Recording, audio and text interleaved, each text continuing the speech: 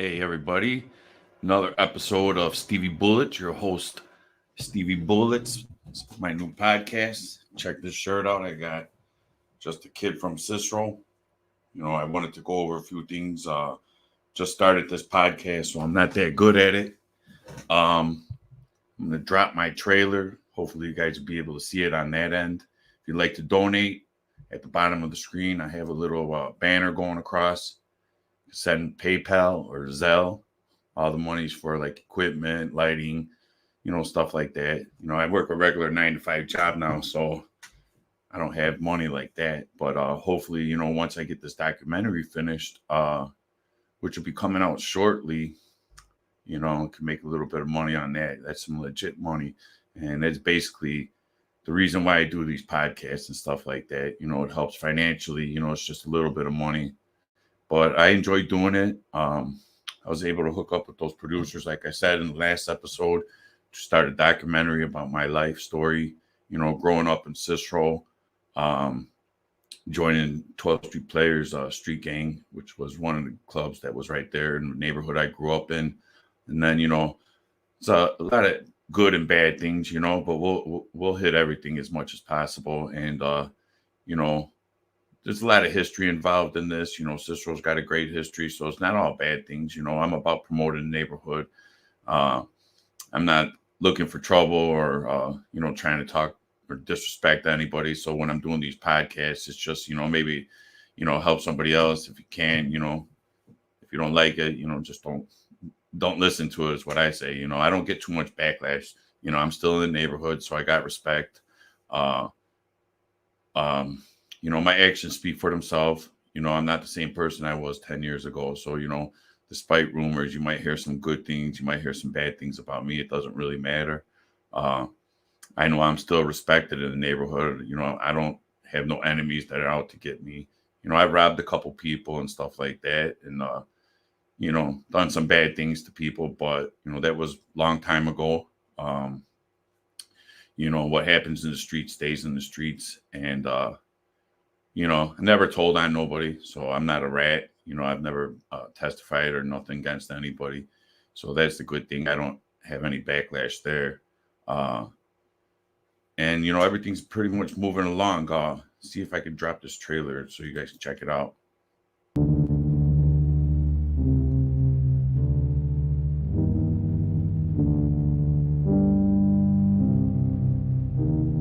When I got involved, it was around 1992, 1993. Kicking, punching, hitting, anything goes. That was how you got into our gang back then.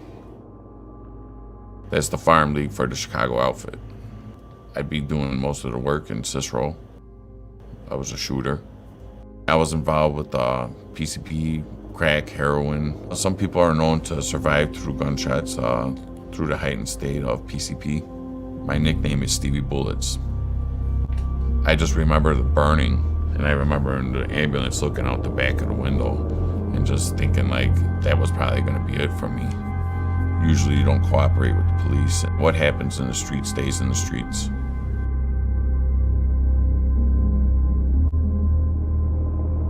In 2006, I just got released from Vandalia prison and I went straight to the bar. I just was going there for a Halloween party, straight from prison, right off the prison bus. They had an outfit waiting for me in the parking lot. It was a Miami Vice cop, and it was in pink and white. And I met Steve that night. He was a very pasty white vampire. He was okay. I didn't really think he was my type at the time. But he was very nice. We were talking for a little bit, and then he disappeared. And I'm like, okay, where'd you go?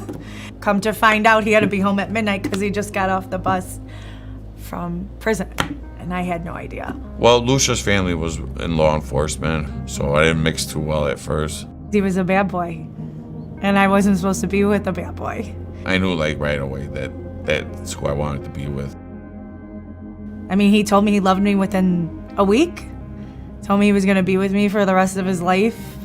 About a month later, we were inseparable. We had our moments. He's like a volcano, I'm like an earthquake, and we go at it, but we were always together. And then I ended up catching a serious time and felony, and I ended up getting 6-year sentence. There was no conversation. He was gone. I thought our relationship was over until I started receiving all the letters. I just pursued her from jail. I pretty much started writing her 1-2 times a day, every single day for 2.5 years. Please stick out this sentence with me. I love you. I want to be with you. And he wrote me every day for a year. I felt loved. You have a collect call from an inmate by the name of Stephen Roden to accept these charges. Please press 1.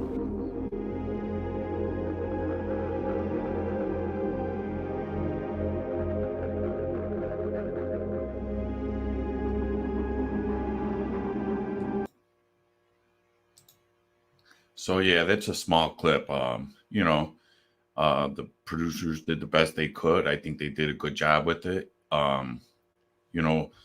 Basically, like I said, everything's based on me. It's not a love story or nothing like that. It's a survival story.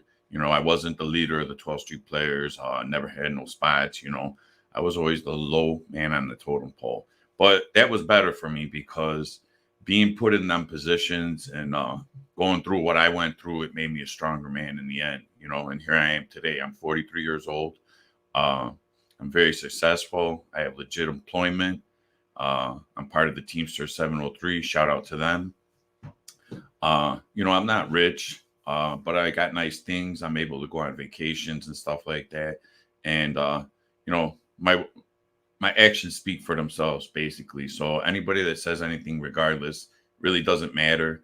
I mean, maybe you have to take a look at your own life before you start judging me. But, I'm content. I'm still in the neighborhood. I still walk around, have no fears of anybody, And even if something was to happen to me, what would they gain out of it?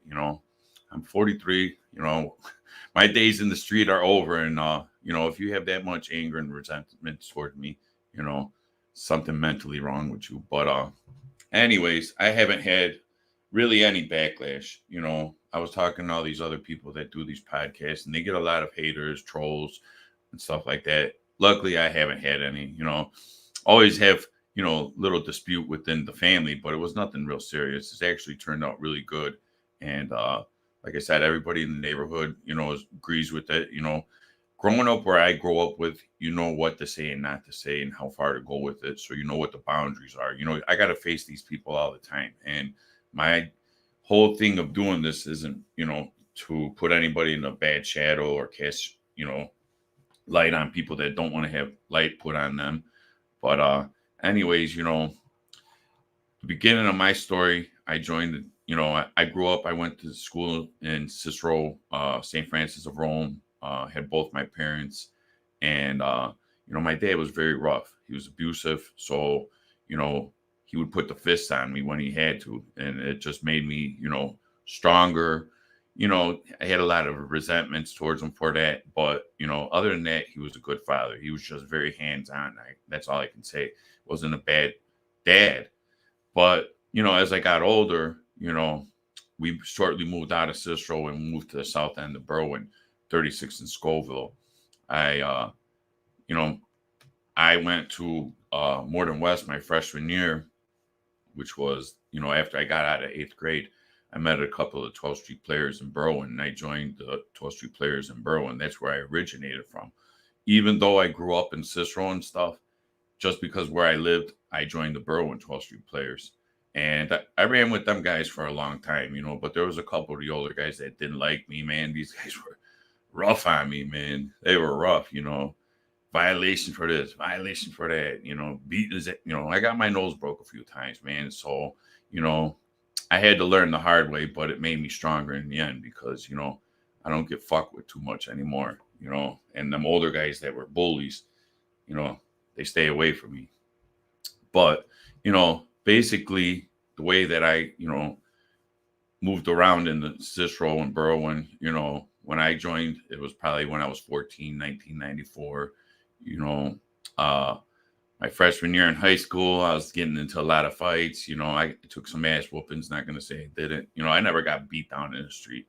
So, anybody that tells you that they, whooped me down bloody or nothing like that, I've taken bullets and got shot a few times, but I've also given bullets and shot people. So, it just comes with the territory. And not to brag or nothing, like I was a badass or nothing like that in the streets, but I wasn't no punk either. And from a young age, being put to the test, guys putting the gun in my hand, and then I also wanted to do it, so it wasn't like I was forced to do these things. Uh, got me in trouble. I got sent to the Audi home, a few times. So as soon as I got into the Audi home, anybody that's been to 1100 Hamilton can tell you that it's very, very rough inside there. And me being minority, a white boy, I was put to the test as soon as I got in there, fighting every day inside the Audi home. But it was good because it made me tougher. I knew how to stand my ground at that point then. And, you know, after I got out of the juvenile system, I think it was my 17th birthday, I got my first felony in Berwyn for burglary to an auto. Me and one of my homies supposedly stole a pistol out of a vehicle. And long story short, I ended up taking a ride to the Cook County Jail, $5,000 bond. Probably sat there for like a week or two. I didn't mind. It was like a thrill to me. It was the first time going down, now I was a man. And, like I said, things from there just, for a long period, I stayed, in the streets, gang banging and stuff. And, in and out of the county jails. So I never really did anything in high school that, I never graduated or nothing like that. I do have a GED now. I got it while I was down in prison in 2006 in Vandalia. Vandalia was the first prison that I entered in the adult system, and that was on a 4-year bit. Went down there, got my GED. All 3 times that I went to prison, I always pursued my education. It's free education down there. It's the same as out here in the streets. So the textbooks are all the same. So that's what I did most of the time while I was in prison. I did a lot of working out, did a lot of reading, went to school the entire time. I got custodial maintenance stuff, and I got a few certificates every time I was going down there, because that was an easy way to get time taken off the sentence. You get good time, for school. Then you used to get 6 months good time. Prison system changes, throughout the years, so you get different kinds of good time while you're down there. But anyways, I'm just talking about my experiences in the beginning, going to the county jail, going to Cook County Jail. Like I said, if you've seen on the trailer, I had over 300 arrests, probably got 4 or 5 felonies, probably been charged with about 20 felonies. And the only reason why I know that my rap sheet is so big is because my sister-in-law, like I said, she works for the clerk in Maywood. On my last sentence, I got a 6-year sentence, and I had to face my sister-in-law. So it was very humiliating for me. I'm dating her sister, and here I am with the 6-year sentence for aggravated fleeing and eluding the Cicero police. And we have a great relationship now because, like I said, I'm a different man. I have 2 children with her sister. I made a lot of changes in my life. I'm not perfect, but definitely not who I used to be. So, everything happens in life for a reason. Sometimes you got to go through some really bad stuff to make you stronger in the end. And for me, it's been very, very good. Life has been very, very good to me. I have no complaints. And basically, going in and out of the Cook County Jail, that went on for probably 15 years. I racked up a lot of arrests, got deeper in the streets. Like I said, last time I had one of my friends get killed. A couple of my friends got murdered in the streets.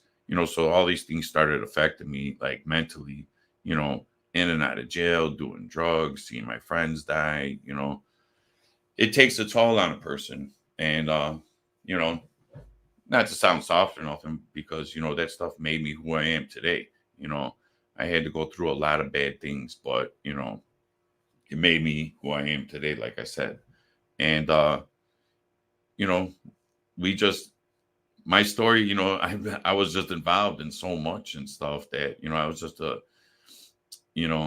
very lucky person that I survived through these things, and then I'm here to talk about it and stuff. Like I said, I wasn't a kingpin, was never a leader, was not no killer in the street. But I did shoot people, man. I definitely put bullets in people, and I definitely did harm in the street, and I got it back too.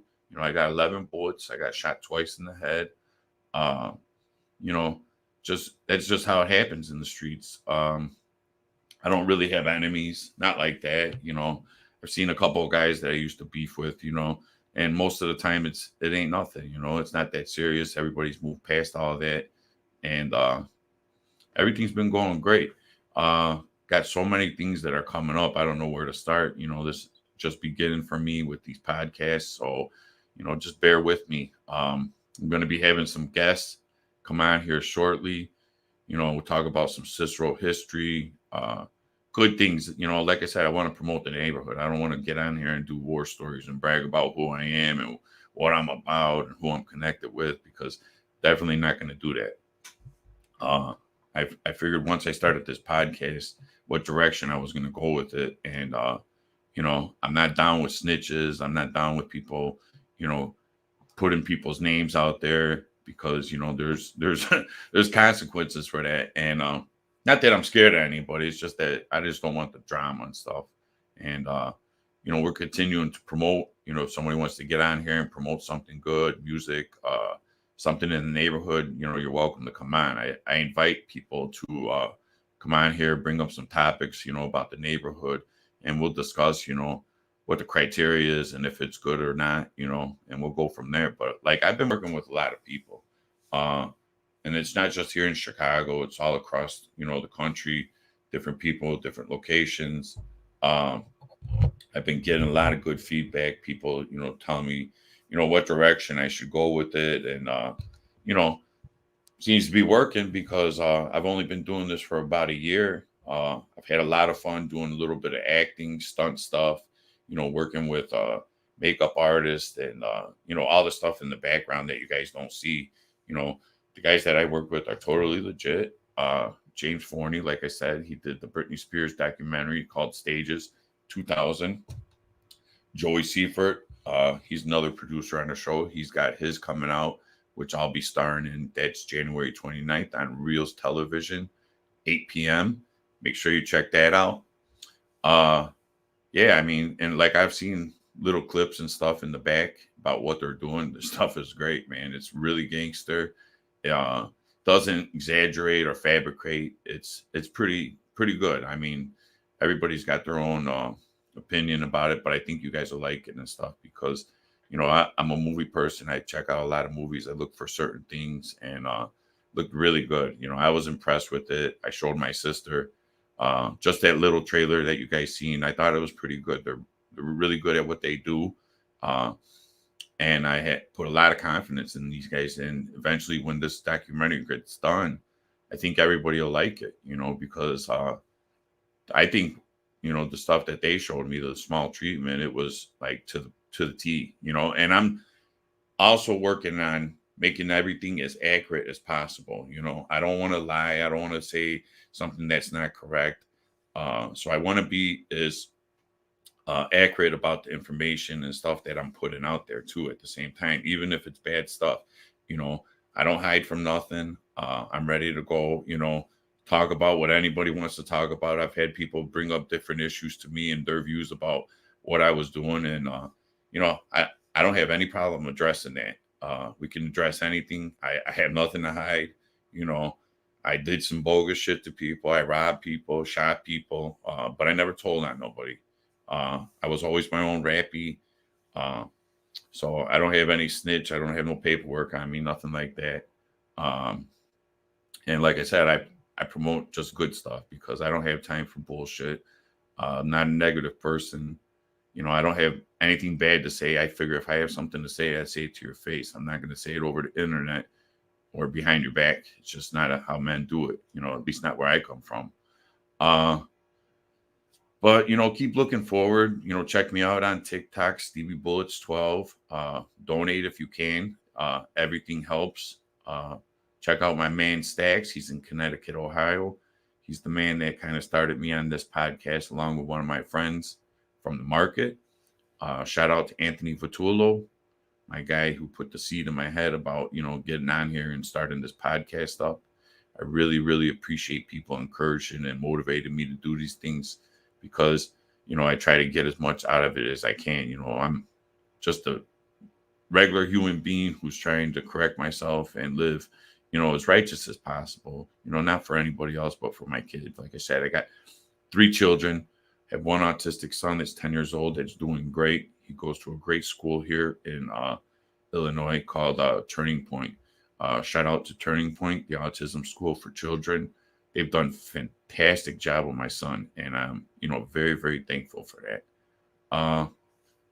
Then I had my 2 daughters, they're keeping me busy all the time. My beautiful wife, shout out to Lucia, stood behind me when I was down and out, had nothing. I was in prison.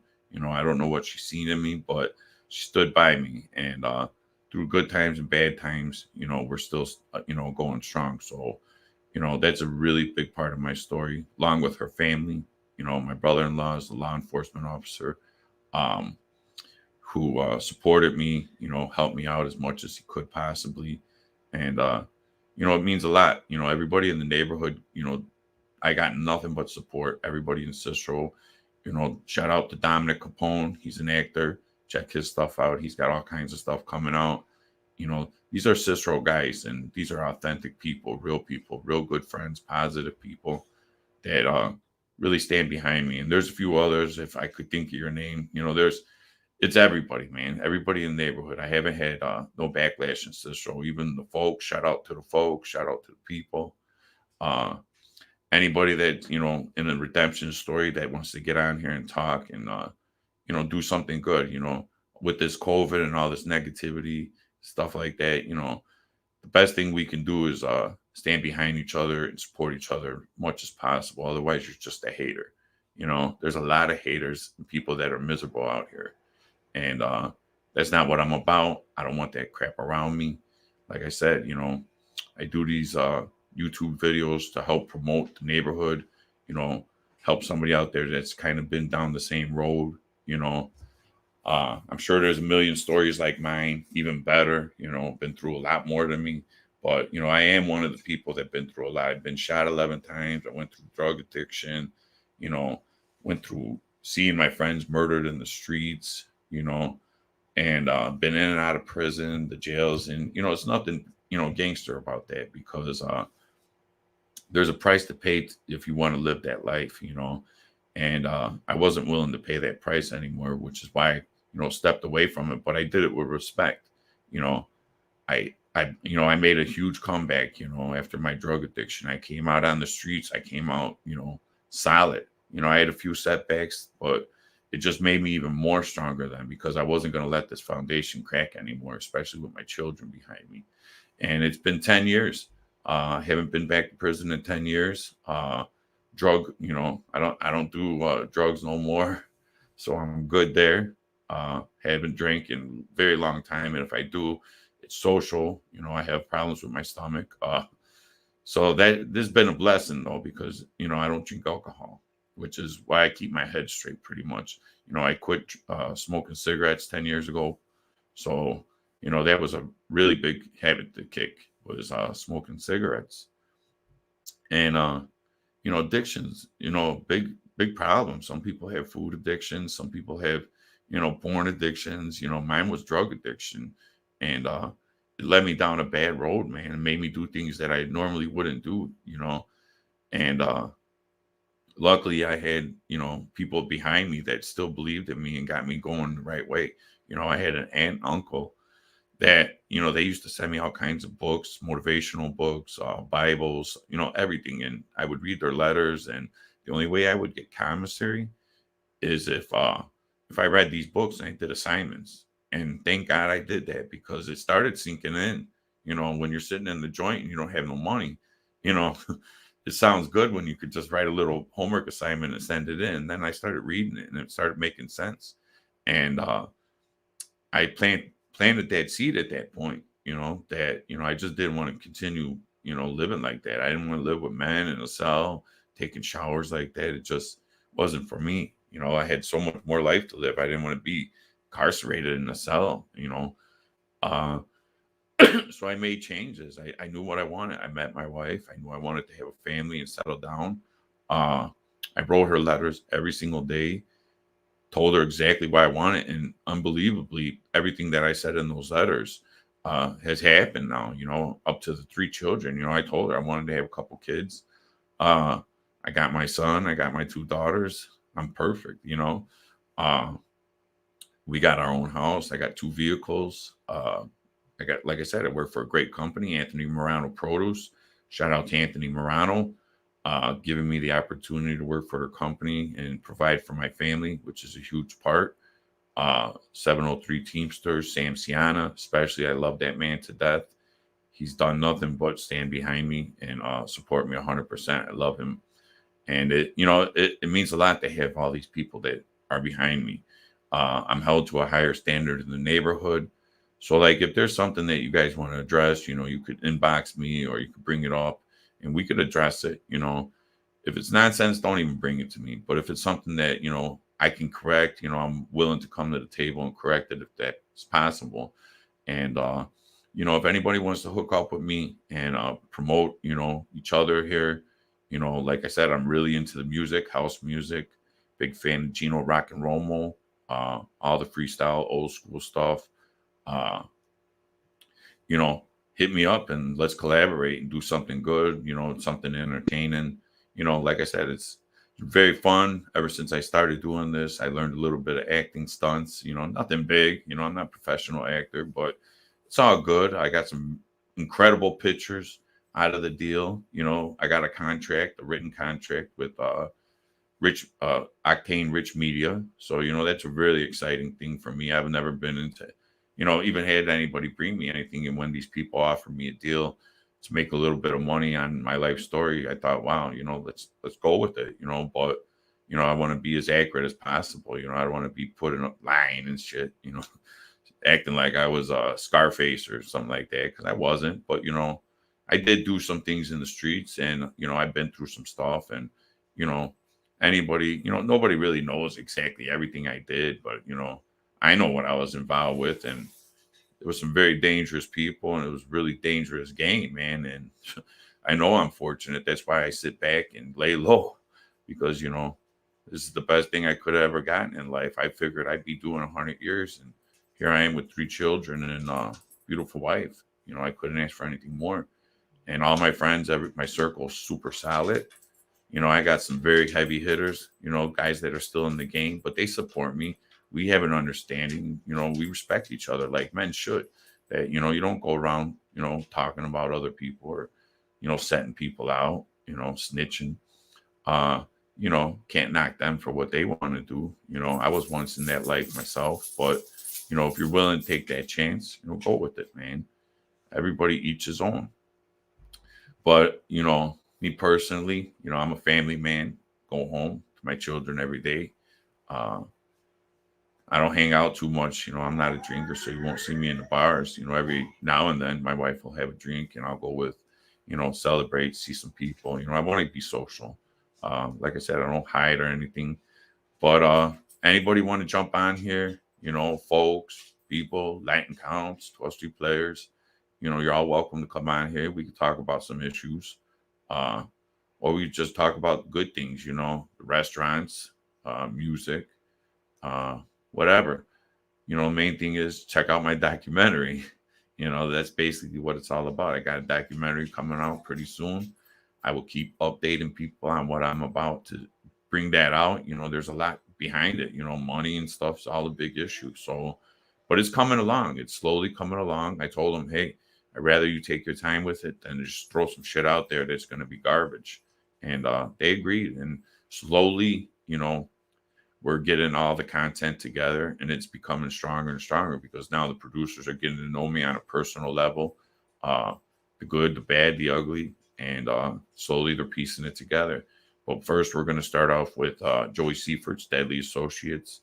Check that out January 29th on Reels TV, 8 p.m. He also has a book, Deadly Associates, on Amazon, so make sure you check that out. And I don't know, pretty much we covered up pretty much everything else. Hopefully next time I get on here, I'll have a few guests and we could do a sit down. So everybody was welcome. And with that, I'm out.